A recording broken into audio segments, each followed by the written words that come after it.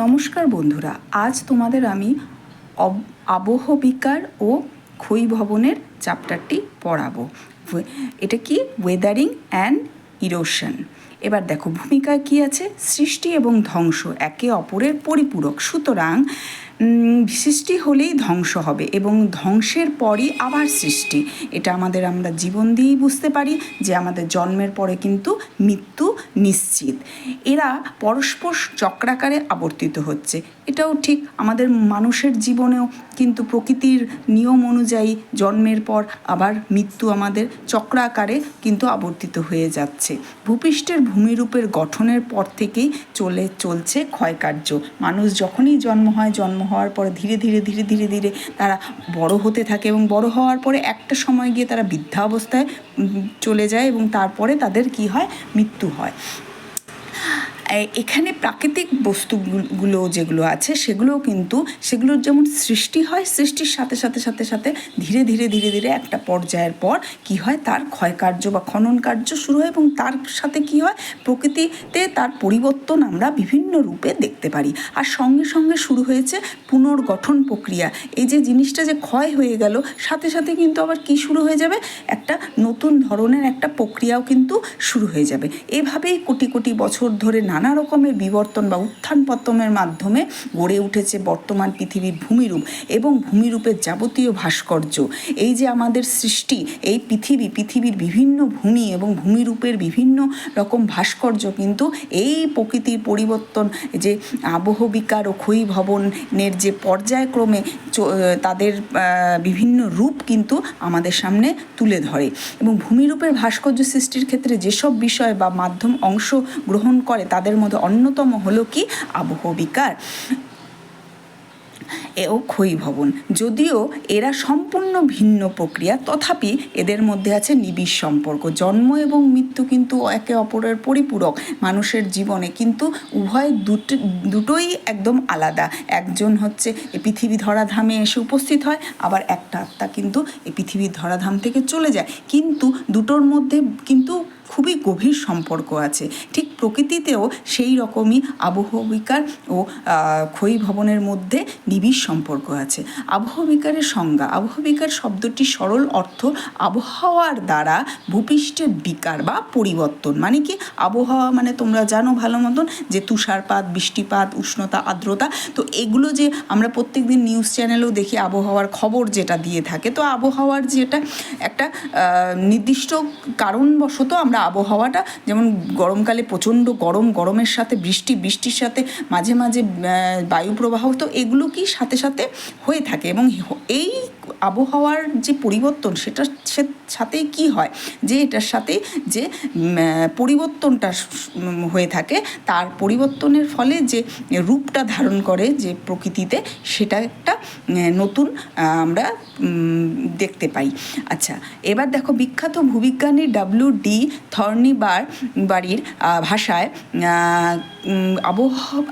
আবহবিকার হলো কোনো শিলার নিজ স্থানে বিচূর্ণ বা বিয়োজন।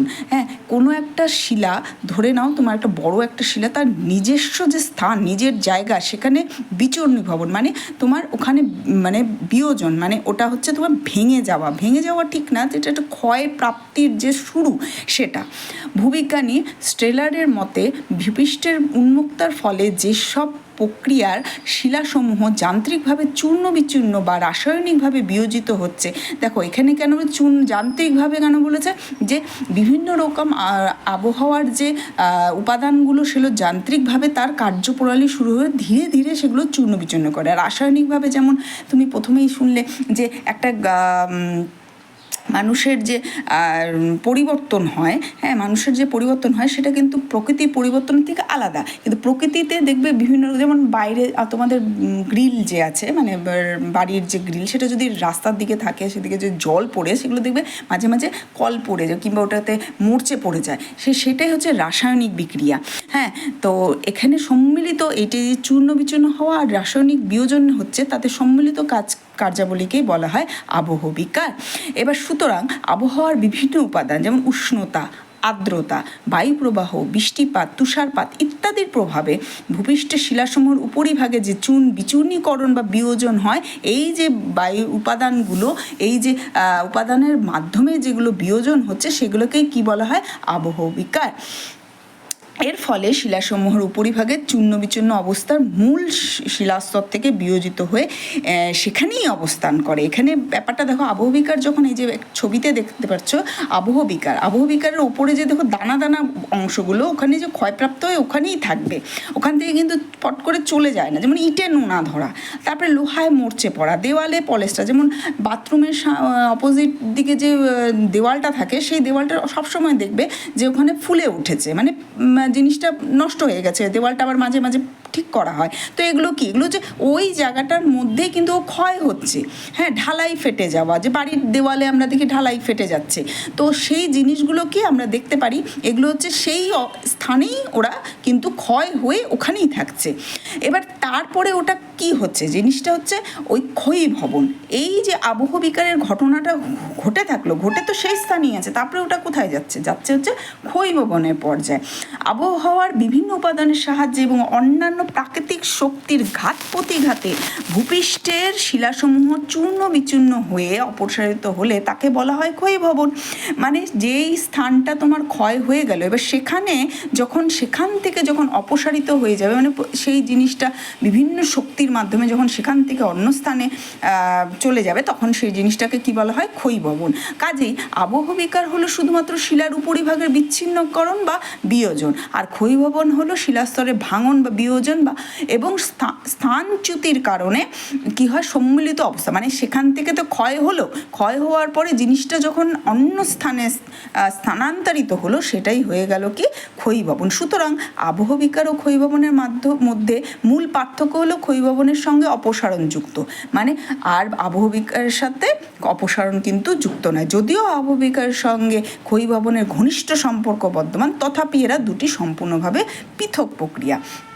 এবার আবহবিকার হলেই কিন্তু ক্ষয়ীভবনটা হবে, এটা না হলে ওটা হবে না। আবার ক্ষয়ীভবন হবে দেখেই কিন্তু আবহবিকারে আবার পুনরায় পরবর্তী পর্যায়ে কিন্তু ওটা আবার ফিরে আসতে পারবে। তো দুটো প্রক্রিয়া একটাকে ছাড়া আরেকটা চলতে পারবে না, কিন্তু আবার একটার সাথে আরেকটার কিন্তু সম্পূর্ণ মিল নেই, দুটোই ভিন্ন প্রক্রিয়া। তারপরে কি আছে? নগ্নিভবন। আবহবিকার, ক্ষয়ীভবন এবং পুঞ্জিত ক্ষয় বা বস্তুর বিকারের সম্মিলিত প্রভাবে শিলাস্তর উপরিভাগে বিচ্ছিন্ন হয়ে অপসারিত হয়ে অন্তর্ভাগ কি হয়? উন্মুক্ত হয়ে পড়ে। এবার দেখো এখানে ছবিটা দেখো, এইখানে দেখো আবহবিকারের যে ছবিটা আছে, সেখানে হচ্ছে ছোট ছোট এই দানাগুলো দেখা যাচ্ছে, এটা যে মানে ক্ষয় স্টার্ট হয়ে গেছে। তারপরে ক্ষয়ীভবনে কি হয়ে গেল? সেখানে এই যে দানাগুলো কিন্তু চলে গেল, এখানে ক্ষয়ীভবন হচ্ছে। এবার নগ্নিভবন কি? এই যে লাইনটা কিন্তু নগ্নিভবনে উড়ে চলে গেল, মানে তখন নিচের যে ইট, ধরো আমি এটা যদি বাড়ির দেওয়াল ভাবি, এই দেওয়ালের ওপরে যে প্লাস্টারটা করা আছে, সেখানে কি জিনিসটা, এই ছোট ছোট গুঁড়িগুলো কি ভেঙে যাচ্ছে বা ফুলে উঠেছে, আমি যদি ধরে নিলাম এটা। এবার ফুলে যাওয়ার পরে ক্ষয়ীভবনটা কী হবে? জিনিসটা কী হবে? ধীরে ধীরে আলগা হয়ে পড়ে গেল, মানে ধুলোবালির সাথে আমরা কি করব? ঝাড়ু দিয়ে অন্য জায়গায় স্থানান্তরিত করবো। সেটা বিভিন্ন কারণে হতে পারে, বাইরের প্রাকৃতিক জিনিসগুলো তো আর সেইভাবে হবে না, বা প্রাকৃতিক জিনিসগুলো প্রাকৃতিকভাবে ওটা অন্য জায়গায় স্থানান্তরিত হবে। তারপরে কি হলো? ধরো আমাদের ওয়ালটা, যেটা দেওয়ালটা, যে এই যে ধরো দেওয়াল, এটা তুমি মনে করো, তাহলে এই যে ওপরের আস্তরণটা চলে গেল, পুরো প্লাস্টার শুদ্ধ চলে গেল, তারপরে যেটা পড়ে থাকলো সেটা হলো নগ্নিভবন। তাহলে বোঝা গেল এখানে জিনিসটা কি জিনিস। সুতরাং নগ্নিভবন হলো আবহবিকার ক্ষয়ীভবনের বস্তু বিকারের সম্মিলিত ফল। নগ্নিভবনের ফলে ভূপৃষ্ঠের কোনো স্থান নিচু হয়ে পড়লে তাকে বলা হয় অবক্ষয় বা অবরোহণ প্রক্রিয়া। যদি জিনিসটা খুব নিচু হয়ে যায়, এটা তো বড় বড় প্রান্তরে জিনিসগুলো বেশি ভালো করে দেখা যায়, সেটা তো বইয়ের মধ্যে এখন এই মুহূর্তে নেই। তো সেখানে যখন ওটা একদম নিচু হয়ে গেল, সেই জায়গাটাকে কি বলে? অবক্ষয়। সেটাকে কি বলা হয়? অবক্ষয়। অনেক সময় দেখা যায় আবহবিকারের ফলে উদ্বুদ্ধ শিলাচূর্ণ, বায়ুপ্রবাহ, জলপ্রবাহ, নদী, হিমবাহ ইত্যাদি কোনো রকম মাধ্যম ছাড়াই কেবলমাত্র মাধ্যাকর্ষণের বলে প্রভাবে পুঞ্জীভূত অবস্থায় নিচে নেমে আসে। এই প্রক্রিয়াকে বলা হয় পুঞ্জিত ক্ষয় বা বস্তু বিকার। এবার দেখো এখানে নগ্নীভবনের সাথে আবার কি হয়ে গেল, এখানে হয়ে যাচ্ছে তোমার পুঞ্জিত ক্ষয়। পুঞ্জিত ক্ষয়টা আবার কি, যে শুধু মাধ্যাকর্ষণ শক্তির প্রভাবেই কিন্তু যে ওই জিনিসটা কিন্তু এক জায়গা থেকে অন্য জায়গায় চলে যায়, সেই প্রক্রিয়াকে কি বলে, পুঞ্জিত ক্ষয়। তাহলে তুমি নগ্নীভবনটা কি হলো, এটা এখানে কিন্তু শিলাস্তর কি বলে মাধ্যাকর্ষণ শক্তির দ্বারা হচ্ছে না, এদিকে পুঞ্জিত ক্ষয়টা কি হচ্ছে, মাধ্যাকর্ষণ শক্তির দ্বারাই প্রভাবিত হচ্ছে। আবহবিকারের উপাদান ও বিষয়সমূহ। আবহবিকারের প্রকৃতি বা এবং মাত্রা বা হার প্রধানত 4টি উপাদান বা বিষয়ের উপর নির্ভরশীল, যথা শিলার গঠন, ভূপ্রকৃতি, ভূপৃষ্ঠের আকৃতি, জলবায়ু, উদ্ভিজ।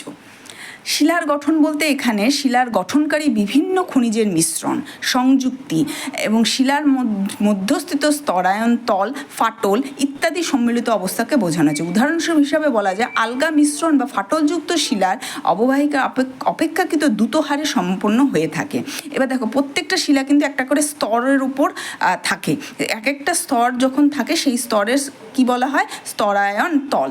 হ্যাঁ, এবার এই স্তরের মাধ্যমে কি হয়ে যায়, জিনিসগুলো কিন্তু ধীরে ধীরে আলগা হয়ে ওঠে। এক একটা পার্ট বাই পার্ট কিন্তু, যেমন আমাদের শরীরের দেখবে চামড়ার কিন্তু বিভিন্ন স্তর আছে, ওপরের পাতলা চামড়াটা মাঝে মাঝে যখন কেটে যায় একটু ডিপ হয়ে কাটলে পরে তখন কিন্তু একটা মোটা ভেতরে হালকা করে লক্ষ্য করলে দেখা যায় যে একটা মোটা কিন্তু একটা চামড়ার আবরণ দেখা যায় সাইড দিয়ে।